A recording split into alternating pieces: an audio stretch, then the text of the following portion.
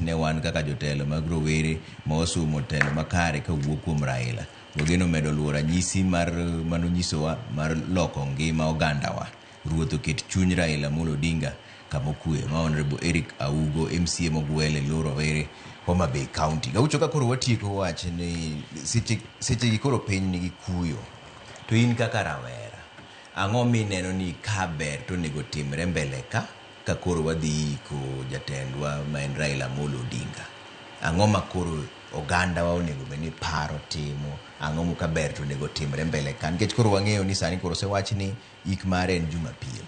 To wan kaka oganda pon tiere jogo ma ng'iyo ngima mar Raila Amolo Odinga. Ang'o ma nyalo timo sani mondo mi wami luor ngima mar Raila Amolo Odinga? Dho ngere wacho ni legacy mare kaka jatendwa. An gima nakwa sani ni mokwongo jo omi Raila Odinga respect. Raila nok en kiongozi matin. Ne en international leader. Ma political supremacy ji owerego mokwongo. Waik Raila Odinga gi kwe. Waik Raila Odinga gi ng'uono. Kik ji gore, kik ji chwere remo. To political supremacy ni ng'amo nego kaw kare, ng'amo nego kaw kare. Sani waywago Raila.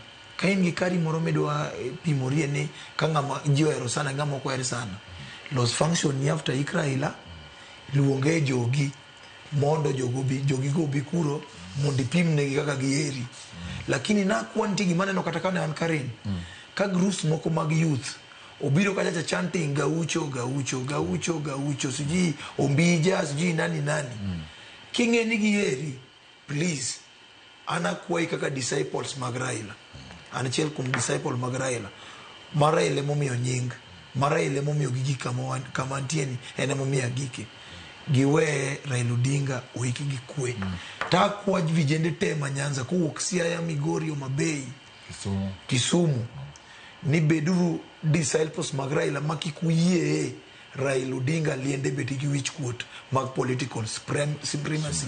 Kwa sababu wadhi bedo gi wendo mowuok oko. Koro kik wamiye Raila Odinga heshima ma onge wich kuot. Mar ariyo, sama koro joluo gi kendi, kik giyie ni jowa moko tigo mondo divide wa. Nikech sani nitiere jo mibiro mi pesa ma rowere mondo bi marowere kata gi jodongo mondo bi okel confusion e luo. Sani ma joluo nengo riure zaidi. To nakwa ni sani kumo jaluo moro amora ma intie king'eni nonagi. No wach ni awende ok we yiere. Sani ma koro kik wawe yierwa. Raila Odinga no wewa kwa riwore. Kendo no lose dhok achiel. Sani kila ng'ato omor ni joluo de barore. Sani monengo wariwre. Kendo wariwre mana kaka bwana ni owacho e ando Oburu Odinga. Nikech Oburu Odinga obedo gi owadgi maduong' ne manomiega advice.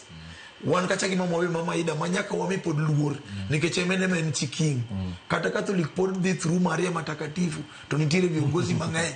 Ang'ome gikwayo Maria Mtakatifu mondo kwanegi. Kech Matakatifu ni mno ting'o Roho Mtakatifu. Koro Matakatifu mama Ida ni emane nigi king e ot. Koro en gi idea mang'eny ten gik mang'eny nikech emane nigi king ni. Nyaka wawinje jogi. To kuom sani kanyo wacho ni will mane en 72 hours mane mwaluo. To ne waneno ni kare Jakombe no saneno gima dhi mbele. No safile dende. Mane mwacho no wache e campaign mane mugi kawan kasar. Kawan tiere ne wantiere Kasarani to chako nuo kawan tiere Kakalonzo. Ne ochunge wi got. To oneno glory mbele kacha. Samoro biro koso chopo. To believe no biro timo nade? Wabiro chopo. Uganda koriwore to dhi chopo. Uganda koriwore to wadhi chopo. Tanyiso joluo ni jomoko luongore ni Joshua. Ni gin Joshua. Ni Moses ne otho e got. Gidhi gisom nwa mumbu Joshua no. Kama nogiki after gi Canaan. Posterity yalo mana wach ngawa. Moses. Kama no oto to 10 commandments mano ko chopo Canaan. Iwacho ni Joshua nogi Canaan to konyiso ni no madho kibuyu adi magasali. Okonyiso ni ji adi mano yudo kata mon mabikra. Okonyiswa. But Joshua no kama no chopeji podi ubiri nyaka kawuono. Raila Odinga kumochopo wa pod wabiro ubiri mana kaka jo Ondeto jolejo pod dhiga kadwaro gweth odhi e liende ondeto magiyud gweth. Koro an kod joluowa ni wabedru gi peace kendo wariwre uru kendo broadbase ma baba wewani ema pod wantie nikech ne ok owacho ni mondo wawuogi. Ka ema pod wantie en mani koro jowa mantie government gima sasa dhi pogore kama tin ni sani koro chunogi ni nyaka gitine ji. Mano gima ng'eyo ni sani koro tich nyaka timre nade, koro tich nyaka tire gimoro ni PR kipindi nyiso ji nyiero lekeni nyaka koro ti. But ana kwayo ni wariwre urowere liend Raila Odinga kik bede gi kuo simu, kik bede gi vuruga viongozi, kik bede gi donje geche mag ji kwalo.